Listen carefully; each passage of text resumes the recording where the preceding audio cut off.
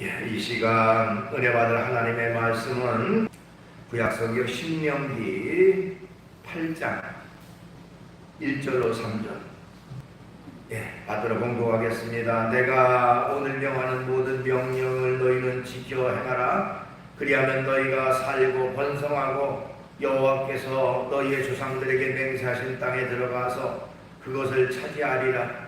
네 하나님 여호와께서 이 40년 동안에 네게 광야의 길을 걷게 하신 것을 기억하라. 이는 너를 낮추시며 너를 시험하사 내 마음이 어떠한지 그 명령을 지키는지 지키지 않는지를 알게 하려 하심이라. 너를 낮추시고 너를 줄이게 하시며 또 너도 알지 못하며 내 조상들도 알지 못하던 만나를 내게 먹이신 것은 사람이 떡으로만 사는 것이 아니요 여호와의 입에서 나오는 모든 말씀으로 사는 줄을 내가 알게 하려 하심이니라. 아멘. 말씀은 3절까지 받들어 봉독을 했습니다. 오늘 주어진 본문 말씀 가지고 광야길로 인도하신 하나님, 이런 제목의 말씀으로 같이 은혜를 나누려고 합니다. 구약 성경의 두 번째 책인 출애굽기서를 읽어보면 이스라엘 백성들은 애굽 땅에서 무려 약 400년 동안을 생활을 하게 됩니다. 그 400년의 초창기 때에는 애굽 사람들과의 관계가 좋아서 아주 편안한 삶을 살기도 했습니다. 그 이유를 우리가 잘 알고 있지요. 그 당시에 유대인이었던 이 요셉이라고 하는 사람이 애굽의 총리가 되었는데, 그 총리가 된 이유가 뭡니까? 바로 바로의 꿈을 해몽해줬고, 그래서 7년 동안 흉년이 들겠고, 그 이후에 7년은 흉년이 될 테니까 7년 동안 흉년 때의 곡식을 잘 비치해 두면 그 흉년을 대비할 수가 있습니다 하는 그 꿈을 해몽해 준 결과 실제로 그렇게 이루어졌고, 결국 그것 때문에 유대인들은 아주 편안한, 또 애굽 사람들에게 굉장히 좀 높임받는 그런 삶을 살았습니다. 그러나 이제 그 이후에 시간이 지나면서 그 요셉의 공로를 아는 사람들이 점점 없어지고 죽고 시대가 흐르면서 사람들에게 잊혀지게 됐고요. 그런데 이스라엘 사람들은 하나님의 은혜와 축복으로 점점 강성해졌고 점점 번성하게 됐고요. 그러므로 말미암아 애굽 사람들이 볼 때에는 자기들에게 위협이 됐던 것이죠. 이렇게 하다가 우리나라가 저 이스라엘 사람들에게 완전히 먹히는 거 아니야? 이스라엘 사람들이 우리나라를 완전히 지배하는 거 아니야? 뭐 이런 위기의식을 느끼게 됐습니다. 그래서 그때부터 이스라엘 사람들을 핍박하기 시작했던 것이죠. 그래서 성경에 보면 심지어 이스라엘 사람들이 아기를 낳으면 남자아이를 다 죽이도록 하는 그런 법까지도 만들어서 어떻게 해서든지 이스라엘 사람들이 땅에 발붙이고 계속 살아가지 못하도록 그렇게 만들었던 것입니다. 자, 그런 고통 속에, 고난 속에 이스라엘 백성들은 하나님 앞에 불을 지져 기도하게 됩니다.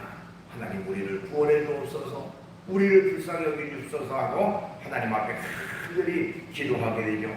하나님께서는 이스라엘 백성들의 그 간절한 기도를 들으시고 우리가 잘 아는 대로 모세라고 하는 지도자를 그들에게 보내주셔서 이스라엘 백성들을 애굽에서 이끌어내시도록 그렇게 하셨습니다. 자, 우리가 그것을 출애굽이라고 말하죠. 애굽에서 나왔다 하는 말이죠. 그래서 이스라엘 백성들이 애굽에서 탈출해서 나왔는데 이제부터는 애굽에서 당하는 고통과 고난과 어려움은 더 이상 없을 것이다 라고 생각을 했는데, 웬걸요, 그들이 기다리고 있는 것은 바로 거친 그 광야의 어려운 생활이었습니다. 그 광야라고 하는 것이 풀악곡이 나무 한 그루 다리지 못하는 그런 척박한 땅이 바로 광야였습니다. 1년 내내 비 한 번을 오지 않는 그야말로 사막 한가운데가 광야였던 것입니다. 하나님께서는 그곳에서 무려 40년 동안을 이스라엘 백성들이 살아가도록 그렇게 하셨습니다. 자, 그걸 어떻게 보면 이스라엘 백성 입장에서는 이해하지 못할 일이죠. 하나님 앞에 애굽의 그 고통 가운데 부르짖어 기도했더니 그곳에서 나오게 됐는데 좋은 곳을 인도한 게 아니라 광야, 그야말로 거친 광야 생활이 40년 동안이나 하게 됐다고 하니까 그들 입장에서는 하나님이 원망스러울 만도 했을 것입니다. 자, 오늘날도 마찬가지입니다. 하나님은 우리를 인도하시는 대로 인생의 길을 걸어가게 하실 때에 우리가 이해하지 못하고 때로는 납득되지 못할 그런 광야와 같은 그런 상황과 환경으로 인도하실 때가 있습니다. 하나님은 우리를 너무너무 사랑하신다고 말씀하셨어요. 또 그래서 우리를 구원하시기 위해서 독생자 예수님까지 이 땅에 보내주셨습니까? 자, 그런 하나님이라면 하나님을 믿는 믿음의 백성들에게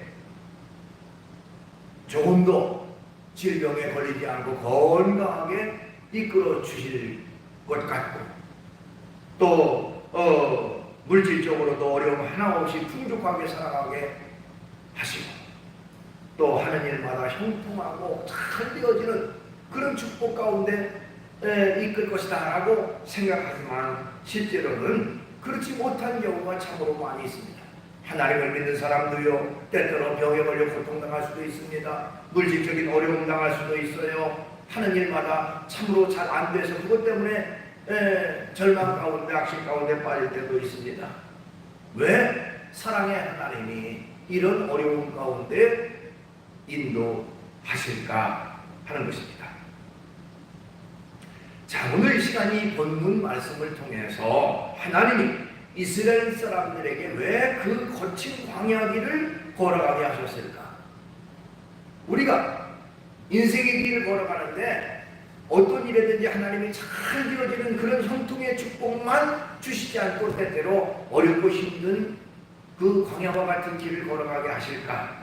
그 이유를 살펴보면서 은혜를 나누려고 하는 것입니다.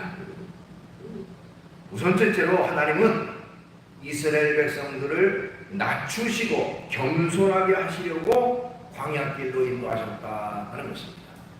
낮추시고 겸손하게 하시려고 광야길을 허락하셨습니다. 아까 말씀드렸듯이 광야길은요 너무너무 힘든 길입니다. 너무너무 어려운 길이에요. 왜 그 길을 하나님이 가도록 만들어 주셨을까? 그것은 그들을 낮추시게 하기 위해서, 그들을 겸손하게 하시기 위해서 그 길을 허락하셨다 하는 것입니다. 오늘 본문 2절 앞부분에 보니까 내 하나님 여호와께서 이 40년 동안에 내게 광야길을 걷게 하신 것을 기억하라. 이는 너를 낮추시며, 너를 낮추시며. 여기 낮추시며라고 하는 말을 영어 성경에서는 to humble이라고 하는 단어를 씁니다.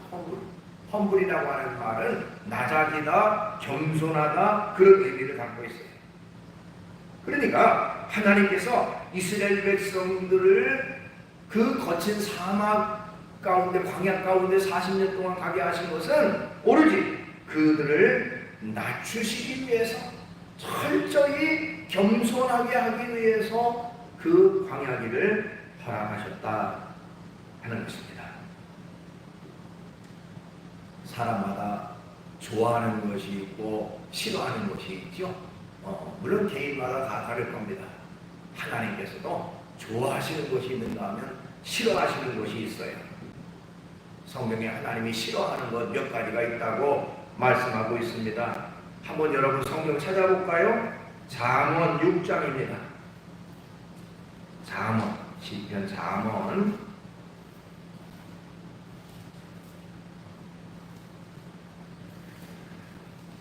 잠언 6장 16절로 19절.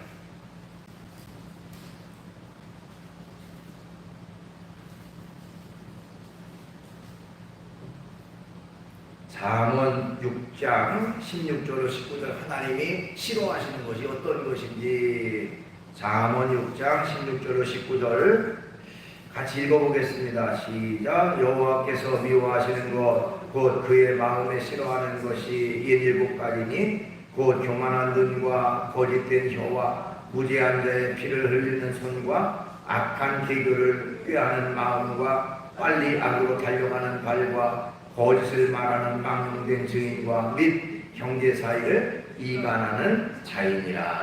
아멘. 하나님이 참으로 미워하는 것이 많은 것 77가지가 있다 그러면서 말씀하시고 말하고 있는데 거기에서 맨 처음에 하나님이 싫어하는 것이 뭐라고 그랬습니까? 바로 교만한 것. 그렇죠? 교만한 눈을 하나님이 싫어하신다 하는 것입니다. 그러니까 하나님께서 이 교만이라고 하는 것을 참으로 싫어하시고요.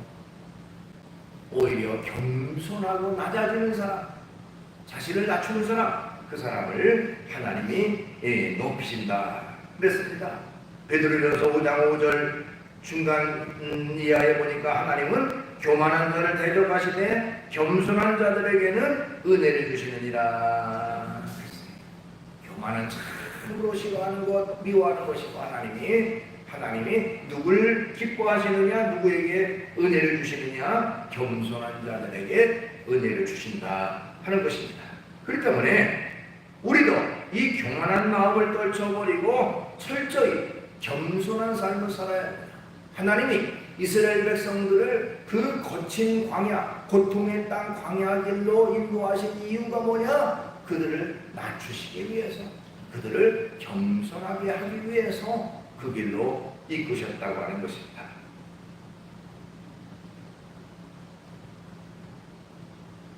그러면 사람이 어떻게 하나님 앞에 겸손해질 수가 있을까요? 우리가 겸손해진다 라고 할 때에는 그 이유, 겸손해지는 상황은 한 두 가지로 말씀드릴 수가 있어요. 우선 자신보다 강한 상대 앞에서 겸손해집니다. 자신보다 강한 상대 앞에서. 자신보다 강한 사람 아무도 없다라고 할 때는 그야말로 기고만장에 교만하지만 자기보다 훨씬 더 강한 사람 앞에서는 철저히 겸손해질 수밖에 없어. 세상에는 나보다 강한 사람이 있구나. 나는 저 사람에 비하면 아무것도 아니구나. 요즘 그 올림픽 경기를 합니다. 그야말로 자기가 최고라고 여겼던 사람들도 그보다 훨씬 더 강한 사람이 있다는 걸 아마 그 선수들도 많이 느꼈을 거예요. 어쨌든 즉 이 말을 그대로 대입하면 우리가 하나님 앞에서 나아갔을 때에 하나님 앞에서 상대적으로 자기는 하나님은 너무너무 거룩하시고 존귀하신 분이고 나는 너무너무 약하고 부족한 인생이라는 사실을 깨달았을 때에 겸손해질 수가 있다는 겁니다. 그래서 하나님을 알면 알수록 겸손하게 돼 있어요. 하나님을 모르는 사람들이 교만한 거예요. 하나님이 어디서 내 주먹을 믿어 차라리 내가 뭘 그렇게 할 수 있어. 하지만 진짜 전능하신 하나님, 살아계신 하나님, 위대하신 하나님을 만나고 하나님을 알면 알수록 내가 너무나도 연약하구나, 너무 부족하구나, 너무 작은 존재가 바로 나구나 하는 것을 깨닫게 되는 것입니다. 그렇기 때문에 우리가 하나님 앞에 나와서 예배를 드리고 기도하고 찬양하고 또 하나님을 가까이 하면 할수록 하나님은 너무너무 거룩하시고 위대한 분이고 나는 하나님 앞에 너무 작은 자라는 사실을 알고 겸손해질 수가 있어요. 그 다음에 사람이 언제 겸손해지느냐? 그건 바로 어려운 일을 만나면 겸손해집니다. 진짜 힘든 일, 자기의 힘으로 도저히 이길 수 없는 어려운 일을 만날 때 겸손해져요. 사업하는 사람도 승승장구 자기가 하는 게 잘 돼도 모든 일이 다 이루어지면 세상에 부러울 게 어디 있고 세상에 뭐 못할 게 어디 있으니까 다 할 것 같죠. 그러나 때때로 어렵고 힘들고 고통스러울 때에 철저히 자신의 부족을 깨닫게 되고 겸손하게 됩니다. 마찬가지로 이스라엘 사람들이 지금 여기 광야길을 통과하고 있잖아요. 그 과정 속에서 그들은 그 고난을 겪으면서 오히려 겸손하게 되어지는 것입니다. 이처럼 위대하신 하나님 앞에서 겸손해지게 되고요. 또 고난과 고통 가운데서 우리는 겸손해지지 않을 수가 없다는 것입니다. 그래서 진짜 하나님을 믿는 믿음의 사람들은 철저히 자신을 낮추고 겸손한 겸손의 사람이 되어질 수밖에 없는 거예요. 당연히 되어져요. 성경에는요, 겸손한 사람에게 많은 은혜를 주시고 축복을 주신다고 말씀하고 있습니다. 겸손한 자를 존귀하게 하신다 그랬습니다. 베드로전서 5장 6절 그러므로 하나님의 능하신 손 아래서 겸손하라 때가 되면 너희를 높이시리라. 겸손할 때 높여주시겠다. 겸손할 또 겸손한 사람에게 하나님이 지혜를 주신다고 했습니다. 잠언 11장 2절에 보니까 교만이 오면 욕도 오거니와 겸손한 자에게는 지혜가 있느니라. 그래서 겸손한 사람에게 지혜를 주신다. 또 겸손한 사람을 하나님이 축복해 주신다고 말씀하고 있습니다. 역대하 7장 14절에 보니까 내 이름으로 일컫는 내 백성이 그들의 악한 길을 떠나 스스로 낮추고 기도하여 내 얼굴을 찾으면 내가 하늘에서 듣고 그들의 죄를 사하고 그들의 땅을 고칠지라 했어요. 그들의 땅을 고친다는 말은 그들에게 여러 가지 어렵고 힘들고 고통스러운 것들을 다 해결해 주셔서 하나님이 그에게 어떤 그 평안과 축복을 베풀어 주신다 그랬습니다. 그러니까 겸손한 사람에게 자신을 낮추고 겸손한 사람에게 하나님이 이런 복을 허락하신다. 하나님이 이스라엘 백성들을 왜 거친 광야로 인도하셨을까? 애굽에서 고통받고 괴로움 당하고 어려움 당해서 하나님께 기도했더니 겨우 그 광야 40년 동안 그 광야 거친 길을 왜 인도하셨을까? 그건 바로 그들에게 철저히 자신을 낮추고 겸손하게 하시기 위해서 광야길을 인도하셨다는 것이죠. 그 다음에 하나님은요 이스라엘을 시험해서 참 믿음과 거짓 믿음을 가리시기 위해 광야길을 인도하셨다는 겁니다. 진짜 믿음이냐 가짜 믿음이냐 하는 것을 가리기 위해서 광야길로 인도하셨다.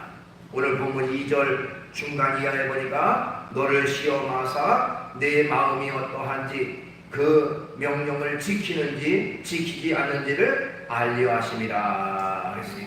하나님의 말씀을 지키는지 지키지 않는지를 알게 하기 위해서 광야길로 인도하셨다는 것입니다. 그러니까 때때로 이것을 하나님의 명령을 지키는지 지키지 않는지를 알게 하기 위해서라는 말은 시험하기 위해서라는 말이에요. 그러니까 우리가 전에 한번 말씀드린 적 있죠? 시험이라고 하는 말, 우리가 시험에 걸렸다 그러면 그거는 시험에 걸린 것은 그건 그 마귀의 시험, 그래서 유혹이라고 하는 말을 써요. 유혹, 템테이션이라고 하는 용어 단어 씁니다. 근데 하나님이 여기서 그들을 시험하셨다는 말은 시험은 테스트예요, 테스트. 그래서 이 테스트를 통해서 더 영광스럽게 하나님의 축복 가운데로 인도하신다는 겁니다. 그러니까 이스라엘 백성들을 하나님이 광야로 보내신 이유는 테스트하기 위해서 그들이 진짜 믿음인지 가짜 믿음인지 그 믿음을 시험하기 위해서 그들을 광야로 이끌어 주셨다는 것입니다. 때때로 하나님께서는 오늘날 우리에게도 우리의 믿음과 신앙을 알아보시기 위해서 시험하실 때가 있습니다. 고난당하고 어려움당하고 힘든 일이 있고 이때마다 우리는 하나님 믿고 의지하고 끝까지 주님의 뜻을 따라가는지 그렇지 않고 언제 하나님 믿었냐는 식으로 하나님 버리고 신앙 버리고 믿음 버리고 하나님을 떠나는지 그것을 테스트 하십니다. 고통의 때에, 괴로움의 때에, 힘들 때에 진짜 믿음과 가짜 믿음이 드러나게 되어 있는 것입니다. 자, 광야길은요, 학자들에 의하면 한 2주일 정도면 통과할 수 있는, 천천히 걸어도 한 달이면 넉넉히 갈 수 있는 그 거리라고 합니다. 근데 얼마나 걸렸습니까? 무려 40년 동안 걸렸어요. 그 광야길을. 길어야 한 달, 일주일, 2주일, 한 달 걸릴 수 있는 길을 무려 40년 동안이나 광야에서 생활하도록 하셨습니다. 왜 이스라엘 백성들이 그렇게 오랜 세월 동안 광야 생활을 했을까? 성경에 보니까요, 한마디로 말 아까 테스트 하셨다고 했잖아요. 그 테스트, 하나님의 시험을 통과하지 않았기 때문에 그렇습니다. 여러분, 시험을 통과하면 그 다음 단계로 나아갑니다. 시험을 통과하지 않으면 낙제가 돼서 그냥 머물러 있어요. 그렇죠? 학생들이 졸업시험을 보는데 졸업시험에 통과해야 졸업을 하는데 졸업시험에 통과하지 않으면 그냥 머물러 있습니다. 통과해야 돼요. 하나님의 테스트에 통과하지 않았기 때문입니다. 민수기 13장에 보니까 거기 가데스바네아라고 하는 곳에서요, 하나님이 이스라엘 백성들을 또한 시험하는 내용이 나옵니다. 거기 내용이 어떤 내용이냐면 가나안 땅에 12명의 정탐꾼들을 보내게 되죠. 12명의 정탐꾼들, 각 지파, 이스라엘의 모든 지파에서 한 사람씩 아주 용맹하고 민첩한 사람을 선택해가지고 12명을 뽑아서 지파마다, 그래서 대표를 해가지고 가나안 땅이 어떤 땅인지 한번 보고 와라 하고 보내게 됩니다. 그 사람들이 가나안 땅에 가서 여기저기로 돌아보고 와서 보고를 합니다. 그런데 그 중에 10명의 보고와 2사람의 보고가 달랐어요. 10명의 보고는 어땠습니까? 우리가 잘 아는 대로 그 땅을 보고 와서는 그 땅이 과연 젖과 꿀이 흐르는 좋은 땅이긴 분명하다. 그런데 그곳에 가보니까 그곳 사람들이 기골이장대하고 아주 힘이 센 그런 장사들이 사는 그곳을 우리가 봤다. 그 사람들 앞에서 우리를 보니까 우리가 너무너무 초라해서 우리는 마치 메뚜기와 같더라. 우리는 그 땅에 들어가지도 못하고 그 땅을 차지할 수도 없다. 그 사람들이 너무 강하다라고 부정적인 보고를 했습니다. 반면에 믿음 있는 2사람 여호수아와 갈렙은 그 땅에 갔더니 물론 그 사람들이 기골이 장대하고 참으로 힘이 센 것처럼 보였지만, 그러나 하나님이 함께 하시니, 전능하신 하나님이 우리에게와 함께 하시니 우리는 능히 그 땅을 차지할 수 있다. 그들은 우리의 밥이다. 우리가 능히 이길 수 있다라고 그렇게 얘기를 했습니다. 내 사람들은 누구 말을 믿었습니까? 믿음 있는 사람의 말을 믿은 게 아니라 믿음 없는 사람들의 보고를 듣고서 성경에 보니까요, 밤새도록 통곡했다고 그랬어요. 밤새도록 통곡해서 모세를 원망하고 아론을 원망하고 급기 하나님까지도 원망하고, 왜 우리를 애굽에서 잘 살고 있는데 이곳에 데리고 와서 이곳에서 그 고통 가운데 살게 하고 가나안 땅에도 들어가지 못하게 하는가라고 원망합니다. 심지어 이제는 지금이라도 다시 애굽으로 돌아가자라고까지 얘기를 합니다. 어떻게 보면 이것은 하나님의 테스트였죠. 테스트. 근데 이스라엘 백성들은 통과하지 못했던 겁니다. 결과적으로 어떻게 됐습니까? 하나님께서는 애굽에서 나온 사람 중에 20살 이상 되는 사람은 아무도 가나안 땅에 들어가지 못하고 광야에서 죽게 하셨어요. 다만 믿음의 사람인 여호수아와 갈렙을 제외하고 그 2사람은 가나안 땅에 들어갔고요. 나머지는 다 광야에서 죽을 수밖에 없었다. 참된 믿음이냐 가짜 믿음이냐 하는 것을 테스트 하십니다. 그리고 그 하나님은 진짜 믿음을 가졌을 때에 그를 기뻐하시고 그를 축복하시고 그에게 영광을 받으시는 것입니다. 그를 통해서 영광을 받으시는 것입니다. 그 다음에 하나님께서는 왜 이스라엘 백성들을 광야의 길로 인도하셨을까요? 그것은 바로 이스라엘을 가르치셔서 하나님만 의지하게 하시려고 광야 길로 가셨습니다. 그러니까 이스라엘 사람들에게 철저히 훈련하셔서 교육하셔서 온전히 하나님만 섬기도록 하기 위해서 광야 길로 인도하셨다는 겁니다. 자, 광야라고 하는 말을 히브리어로는 미드바르라는 단어를 씁니다. 미드바르라는 말인데 이 미드바르, 즉 광야라고 하는 말은 그 의미가요, 말하다, 그런 의미를 담고 있어요. 말하다. 참 아이러니하죠. 광야의 뜻이 왜 말하다일까? 근데 그 말하다는요, 하나님을 만나는 곳이다 라는 의미를 담고 있어요.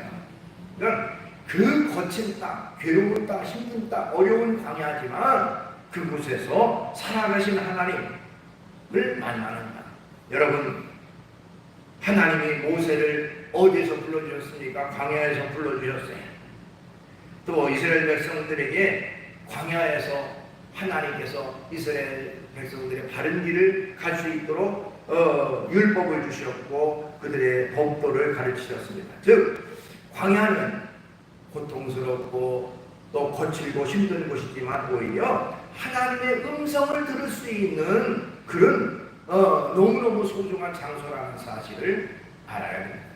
이 말을 그대로 대입하면요, 우리가 광야 같은 어려움 당하고 힘든 일 당하고 진짜 고통당할 때에 그때가 하나님의 음성을 들을 수 있는, 뭔가 하나님의 뜻을 깨달을 수 있는 절호의 기회라는 사실을 여러분 기억하시기 바랍니다.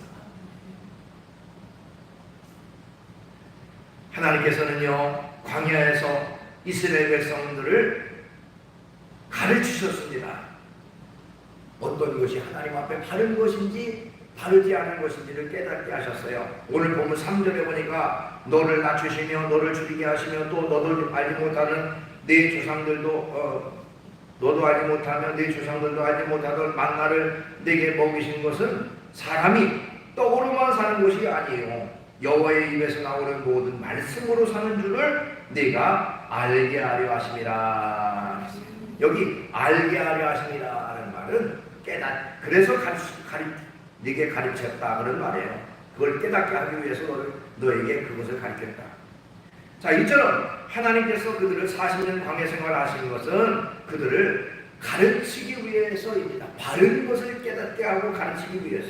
즉 하나님의 말씀대로 되어진다는 사실, 또 철저히 하나님만 의지해야 된다는 사실을 가르치기 위해서 그들에게 광야길을 허락하셨다는 겁니다. 이스라엘 사람들이요 40년 동안 광야 생활할 때에 그 땅에서 뭐 농사 지을 수도 없고 먹고 사는 것이 막막하잖아요. 우리가 잘 아는 대로 그 인원이 얼마나 됩니까? 이스라엘 사람들은 사람의 숫자를 셀 때 그 당시에 24 이상의 성인 남자들만 사람의 숫자를 셌어요. 그러니까 그 남자들만 대략 60만 명이라니까 여성들과 아이들 다 포함하면 대략 한 200만 명 정도 되는 사람인데 그 엄청나게 많은 사람들을 어떻게 먹일 수가 있을까요? 그런데 성경에 보니까 하나님께서 만나를 주셔서 그 만나를 먹고 광야에서 생활할 수 있도록 하셨습니다.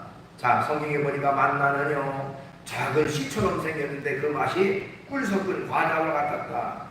출애굽기 16장 31절 이스라엘 족속이 그 이름을 만나라 하였으니 같이 희고 맛은 꿀 섞은 과자 같더라 그랬습니다.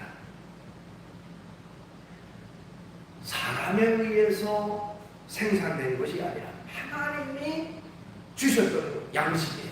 하늘의 양식, 하늘의 양식. 그래서 만나를 하늘의 양식, 천국의 양식 이렇게 말합니다.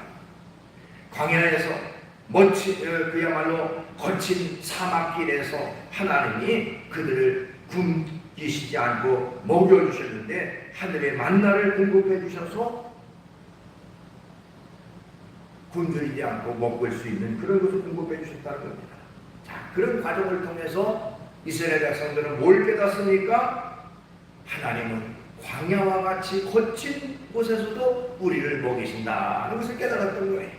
또 하나님은 말씀하시면 그 말씀이 그대로 이루어진다는 것을 그들은 깨달았던 것이죠.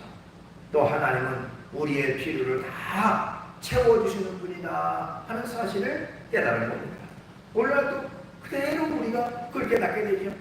하나님 없이는 살 수 없어. 나는 하나님이 내게 모든 것을 채워주시고 공급해주니 나는 하나님밖에 믿을 리가 없어라고 우리가 고백하는 이유가 바로 거기 있는 것입니다. 이스라엘 백성들은요, 광야에서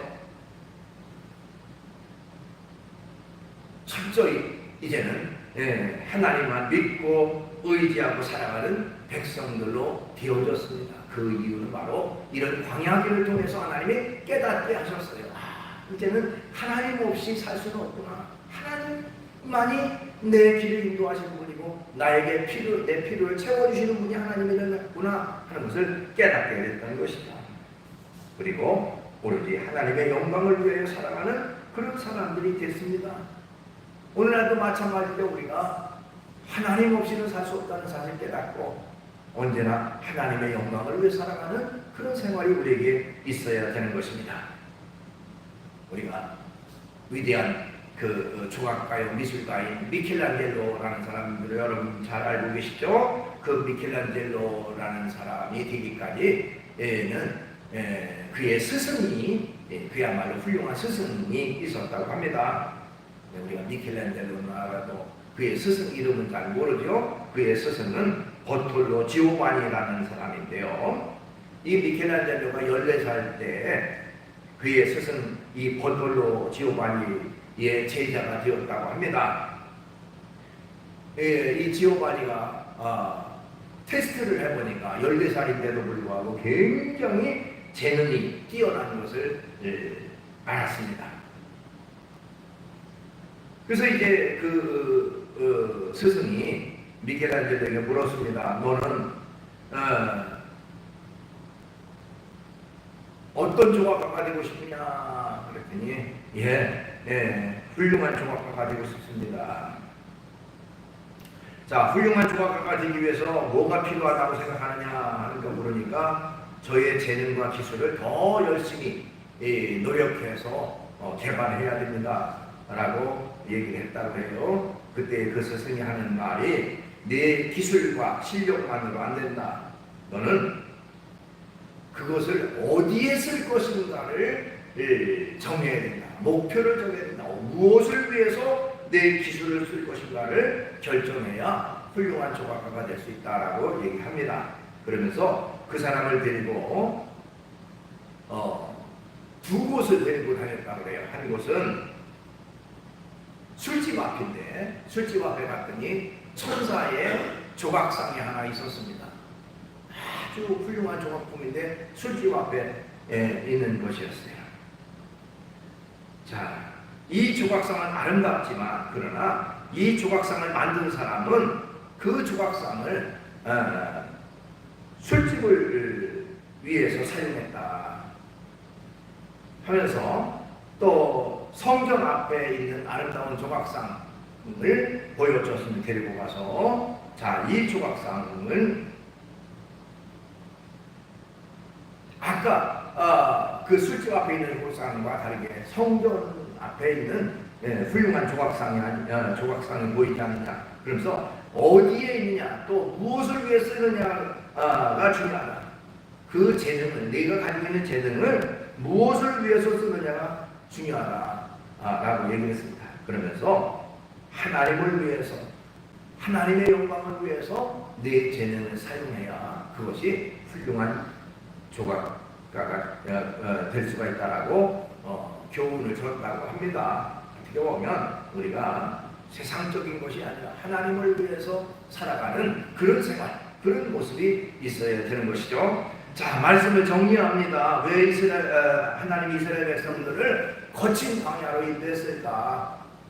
그 이유는요, 하나님은 이스라엘 낮추셔서 겸손하게 하기 위해서 광야길을 인도하셨고요, 또 참 믿음인지 거짓 믿음인지를 테스트하기 위해서 광야길을 인도하실 뿐만 아니라 또한 그들을 가르쳐서 철저히 하나님만 의지하도록 하기 위해서 광야길을 인도하셨다는 사실입니다. 하나님은 때때로 우리도 광야길을 인도할 때가 있어요. 하는 일마다 어려운 일 당하고 힘든 일이 있을 때도 있습니다. 그때마다 바로 이 사실을 깨닫고 더 낮아지고 겸손하고 더 하나님만 믿고 의지하는 온전한 믿음의 삶을 사시기를 주의 이름으로 축원합니다. 기도하겠습니다. 걸어가신 주님을 찬양합니다. 이스라엘 사람들 하나님이 거친 광야로 인도하신 그 이유와 목적이 있습니다.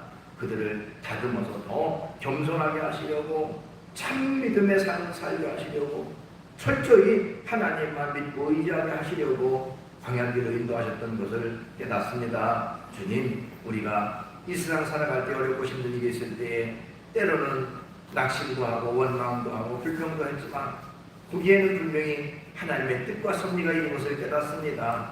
더 낮아지고 겸손하라, 더 하나님 의지하고 하나님 믿어라 하는 하나님의 뜻이 있는 것을 깨닫고 우리가 더 겸손한 가운데 하나님 섬기고 의지하고 하나님만을 중심으로 살아갈 수 있는 저희의 삶이 될 수 있도록 인도해 주시옵소서. 예수님의 이름으로 기도하옵나이다.